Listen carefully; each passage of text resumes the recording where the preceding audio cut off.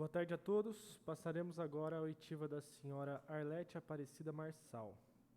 Conforme a gente vem adotando o procedimento aqui na comissão, a gente vai dar 10 minutos para que você faça os esclarecimentos que acha importante e pertinente. Tem que ler aqui o protocolo. A Comissão Parlamentar de Inquérito número 1/2021 foi instaurada nessa Casa de Leis para investigar e apurar a conduta de agentes políticos e entidades privadas no emprego dos recursos destinados à saúde no período de calamidade pública, em razão da Covid-19, bem como averiguar possíveis irregularidades no processo de vacinação no município de Assis. Conforme o artigo 342 do Código Penal, advertimos que a testemunha deve se comprometer em dizer a verdade, podendo responder pelo crime de falso testemunho, cuja pena é reclusão de 2 a 4 anos e multa. Informamos ainda que o depoimento da testemunha constará em gravação de áudio e vídeo nas formas dos artigos 215, 405, inciso 1º e 475, todos do Código de Processo Penal, combinados com o artigo 3º, caput da Lei 1579 de 1952. Estando todos de acordo, dispensaremos a sua transcrição. Com a palavra, Arlete. Eu acho que tem que ligar o microfone e esse microfone tem que ficar bem perto da boca. Acho que tá ligado, não tá? Tá. É que ele tem que ficar bem perto da boca mesmo. Tá bom. Pronto. Tô aqui para digo a verdade e o que você falou para responder para vocês o que for necessário. Pela ordem, senhor presidente. A palavra. Apenas para orientar, a senhora pode falar nesse primeiro momento sobre a tua atuação, o que a senhora faz, qual a atividade da senhora, o currículo. Eu sou professora na FEMA, eu sou enfermeira, sou enfermeira, não sou daqui de Assis, eu sou de Veracruz, moro em Veracruz. Vim para essa região de Marília em 2000, quando um secretário de saúde foi me buscar em Ribeirão Preto, que eu sou de Ribeirão, para montar um pronto atendimento em Marília, que foi o Dr. Enio. Aí eu fiquei lá em Marília, trabalhei na Unimar na medicina como professora, porque a minha especialidade é urgência, né? Sou formada com essa expertise aí. Montei o SAMU de Marília e aí, quando abriu esse curso aqui da FEMA, eu vim prestar o concurso aqui e passei, e agora sou professora de urgência no curso de medicina da FEMA. Certo? Passaremos agora, então, às perguntas por parte dos vereadores. Pela ordem, senhor presidente. Com a palavra, o vereador Gerson Alves. Senhora Arlete, é um prazer ter recebido a senhora aqui hoje. Sinta-se à vontade. Essa também é a casa da senhora. Sinta-se bem acolhida aqui nesta Casa de Leis. Segundo informações, a senhora participou ativamente da montagem, da estruturação, ou seja, da germinação do hospital de campanha e até mesmo da sua concretização. A senhora pode explicar para a gente como se deu todo esse processo, qual foi a sua participação, e como envolveu toda essa questão da instalação do hospital de campanha em Assis? Sim. Bom, como eu sou professora da FEMA e sou especialista na urgência, e a gente estava vivendo um momento, ainda estamos, né? Um momento grave e que envolve situações de urgência, eu fui convidada a montar um comitê do Covid aqui na cidade, e aí eu fui designada enquanto professora e com essa experiência para fazer parte desse comitê. Aí nós fizemos algumas reuniões, que inclusive eu conheci pessoas lá, porque eu não conhecia, né? Eu viajo todo dia, eu moro em Veracruz, só venho para dar aula aqui. Essa é a minha opção, né? Não morar aqui. E aí, lá nesse comitê, começaram a fazer uma discussão se ia ter um hospital de campanha, foi votado, né? E como estava tendo um hospital de campanha? No mundo todo eles estavam fazendo, a gente estava numa crise muito grande, não só pela votação, mas por toda a epidemiologia que a gente estava vendo, foi decidido fazer esse hospital, neste comitê. E aí decidiram lá, então vamos votar quem pode fazer esse projeto. Aí foi decidido que faria o projeto eu, a professora, e uma outra professora, que eu acho que vai vir aqui também, que é a Shirlene Pavelqueiras, porque nós temos experiência nisso, né? A gente já participou de várias montagens de SAMU nesse país. Inclusive, nós somos designadas já a fazer toda a avaliação da urgência na Presidência da República, né? Não nesse governo, mas num outro governo. A gente foi, viu todos os cenários de urgência deles e opinamos.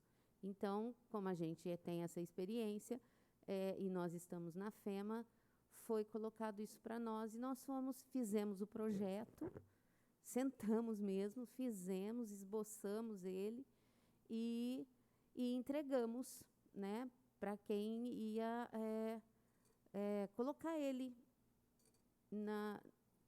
dar uma forma para aquilo que estava no papel. Nós fomos convidadas também para ir verificar o local, para ver se o local era adequado, porque a maioria estava sendo feito com tendas. E, enquanto técnicas, mostraram para nós um ginásio e que nós avaliamos que naquele local seria um local adequado. Por quê? Porque ali já tinha banheiros, né? Tinha banheiros tanto na entrada quanto no fundo. Dava para a gente montar os cenários ali, que eram os quartos, dava para pôr os oxigênios que eram necessários. Do lado de fora tinha um cenário também que era os vestiários, que a gente usou como vestiário para os funcionários, porque eles tinham que se paramentar e entrar para dentro do hospital de campanha, sair de lá com aquela roupa contaminada, entrar num outro cenário, tirar a roupa. Então, a gente fez toda essa avaliação e chegamos à conclusão que aquilo era melhor do que montar tendas, porque tendas também tinham o risco de chover, a gente tem vários problemas com tendas. Então, e aí nós, dentro daquele local, a gente montou, foi colocado o projeto lá que a gente tinha desenhado. Nós participamos também por exemplo, eles levavam as pessoas lá, né, para montar, para mostrar onde seria os quartos, a estrutura, e a gente foi falando o que era melhor, o que era adequado. E algumas vezes, quando chegou material, algumas vezes, nem todas, que eu estava lá vendo, mexendo, estruturando, eu recebi alguns materiais, chequei, vi se era aquilo mesmo, como aparelho de pressão, termômetro, o que a gente precisaria naquele local, né? Então, e a gente ficou também trabalhando como uma orientação para os funcionários, tanto para os técnicos como para os enfermeiros, né? Nós ficamos fazendo escala, organizando o trabalho deles. Isso enquanto professora da FEMA, tá? Qual era a capacidade de leitos daquele hospital de campanha? A senhora se recorda? Olha, a gente, no princípio, acho que, eu não me recordo muito bem, mas parece que era 30 leitos. 30 ou 40. Pelo que eu vi de camas, parece que foram compradas 32, né? Era mais ou menos isso, porque... As camas eram todas novas, né? As que foram compradas... Todas novas. Não foi locado nenhum outro equipamento de uma outra unidade para lá. Foi tudo novo, os equipamentos que estavam... Não, para a gente iniciar, porque assim, eu não sei muito bem como funciona isso, mas eu acho que quando assim, eu sei mais ou menos porque eu já fui secretária de saúde de um município aqui, da onde eu moro, e a gente precisa de licitação quando tem muita coisa. E a gente precisava montar. Então, foi pedido, emprestado, cedido algumas camas do hospital regional, que eram camas que não estavam sendo usadas, que estavam lá num depósito.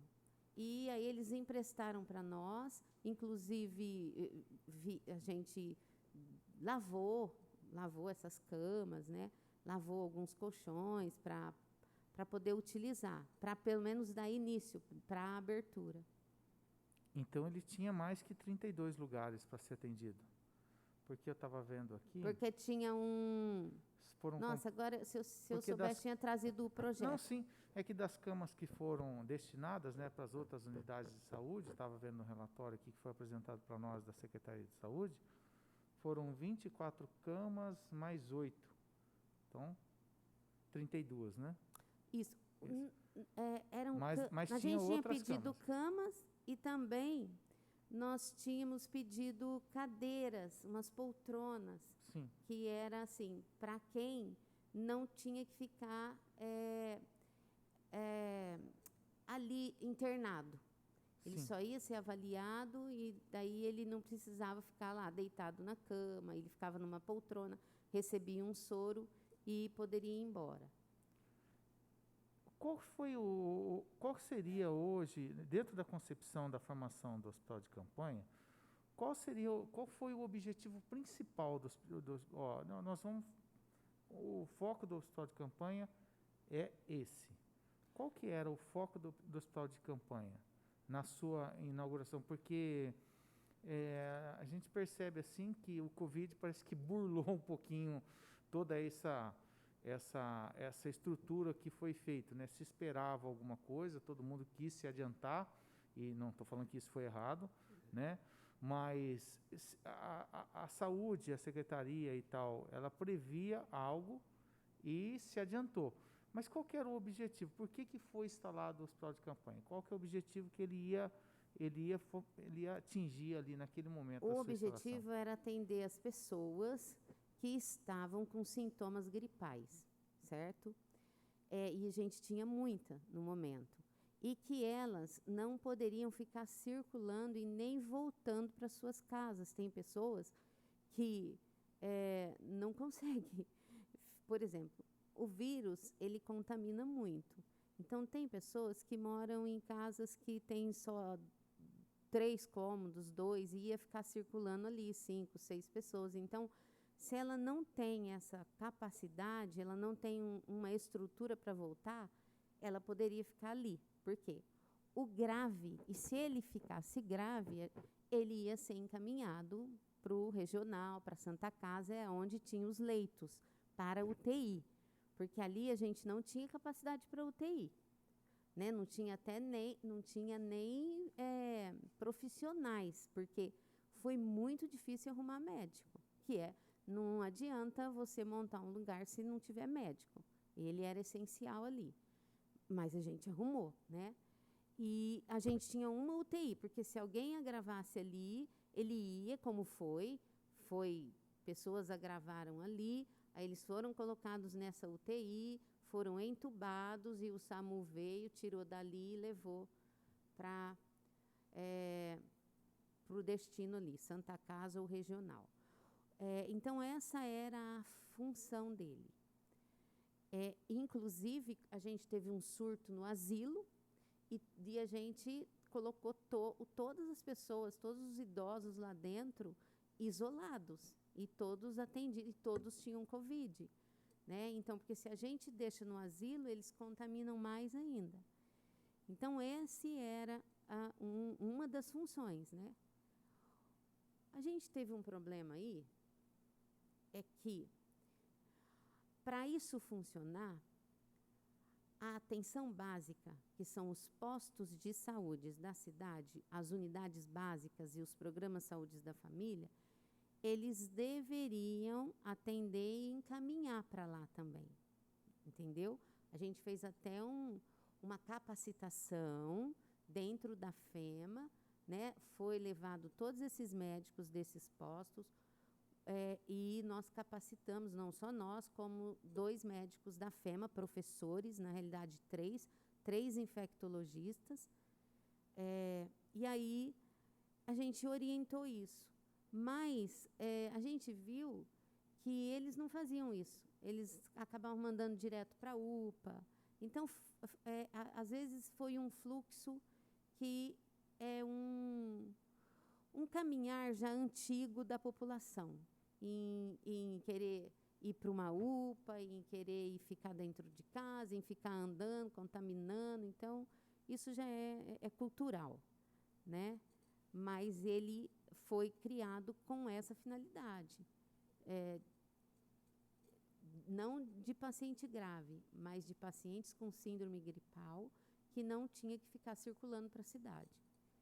Vai na UPA, depois vai num outro PA que acho que é Maria Isabel, depois volta para um outro. Então, não, ele tinha que ficar ali. Pela ordem, senhor presidente, gostaria de fazer pergunta. Primeiramente, boa tarde, muito obrigado por ter vindo a essa Casa de Leis, seja bem-vinda. Obrigado também eu acho que vai trazer muita informação, muita conhecimento, né? Parabéns pelo teu histórico de vida, pela tua experiência também, então vai contribuir muito com nossos esclarecimentos aqui. Recordando um pouquinho do que nós vivemos no ano 2020, no comecinho do ano 2020, quando o surto começou em Wuhan, né, tinha alguns brasileiros lá e a Força Aérea Brasileira foi lá resgatá-los e colocaram eles num aeroporto em isolamento para que não houvesse a contaminação de mais pessoas. Claro que clinicamente aqueles pacientes que estavam isolados, eles apresentavam um determinado comportamento, eles estavam sendo monitorados, mas a finalidade primeira daquele caso era não haver contaminação, uma questão de barreira sanitária. A função do hospital de campanha, naquele primeiro momento, era essa finalidade também de barreira sanitária principal, e aí o atendimento mais especializado, no caso o paciente ficasse mais grave, iria ser levado para as outras unidades? Seria levado para... Porque tem paciente... O que era de grave ali tinha que ir para a UTI, porque tem paciente que não tem jeito. Uma vez entubado, colocado aquele tubo, ele tem que ir para a UTI. E é muito rápido esse desenvolvimento. Então, a gente tinha um protocolo ali, né? Se o paciente também chega na UPA e ele já tem uma saturação comprometida, tem um quadro clínico comprometido, ele nem podia ir para o hospital de campanha. Porque se ele entubasse naquele hospital de campanha, a gente só tinha um respirador, né? E o hospital, ele foi montado para isso, um respirador só. Então, e a gente tinha mais, era que encontrar um leito para ele. Então, esses pacientes graves não ia para lá. Não era, nós fizemos, esse comitê Covid discutiu todo esse fluxo, né? Ali no comitê Covid tinha médico, tinha enfermeiro, tinha pessoas, infectologistas que estavam entendendo daquilo naquele momento. Tinha o SAMU, representante da Santa Casa, do regional. O que a gente precisava era que fosse o que estava com síndrome gripal mesmo, essa barreira que você está falando, né? Que a gente vai, ele está ruim, ele chega, eu detecto, coloco ele ali, ele fica em observação, passa o período, né, de gravidade, ele é liberado com orientação para casa, certo? E depois de um determinado momento, percebeu-se que essa condição já não era uma necessidade iminente, né? O avanço da pandemia já mostrou outro cenário. Então, aí já começa a desmanchar o hospital de campanha, aí já começa a ver, né, que as coisas vão melhorando aparentemente, né? E aí decide-se fechar o hospital. Eu não tive participação assim ativa nesse fechamento, entendeu?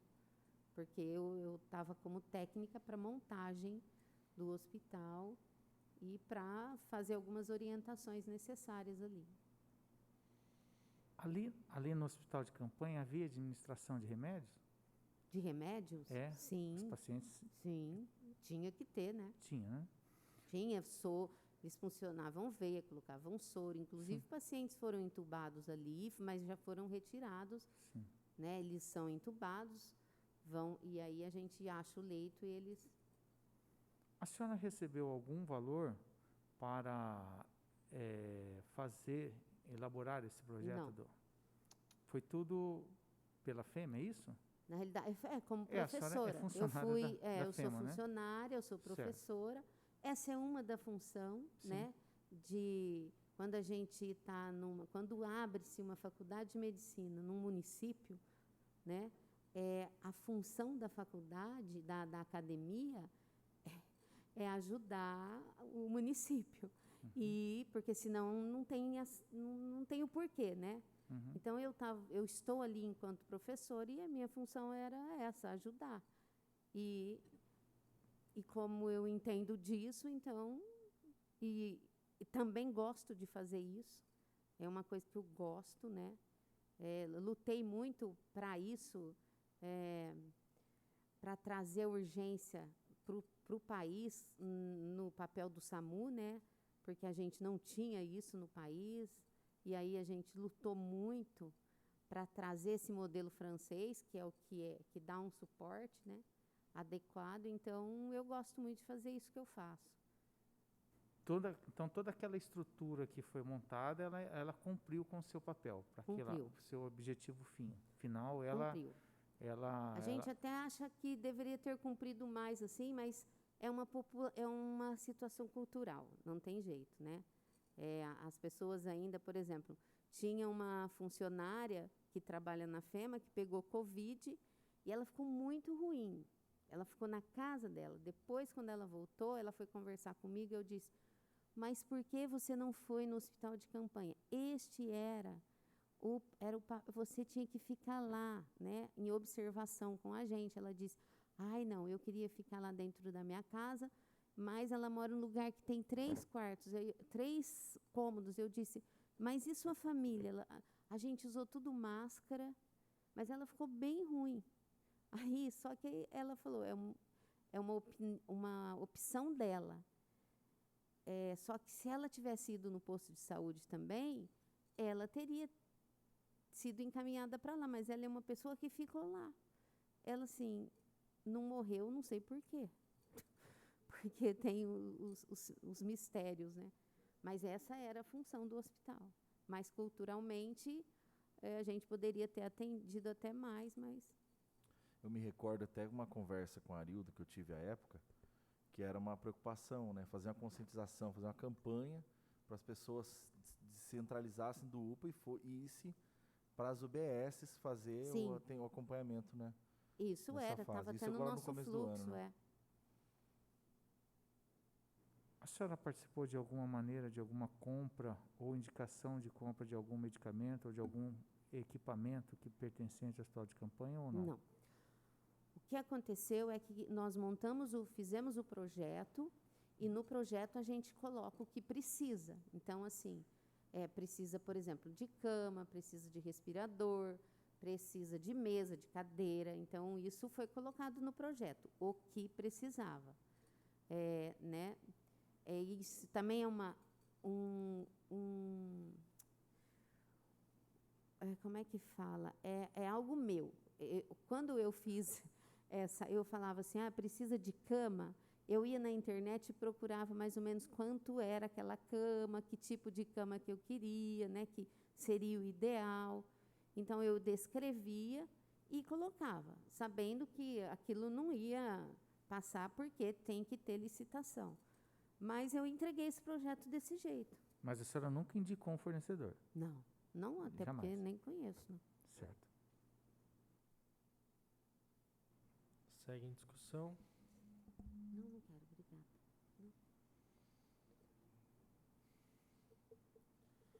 Não havendo mais perguntas à testemunha, declaro encerrada a oitiva da senhora Arlete Aparecida Marçal.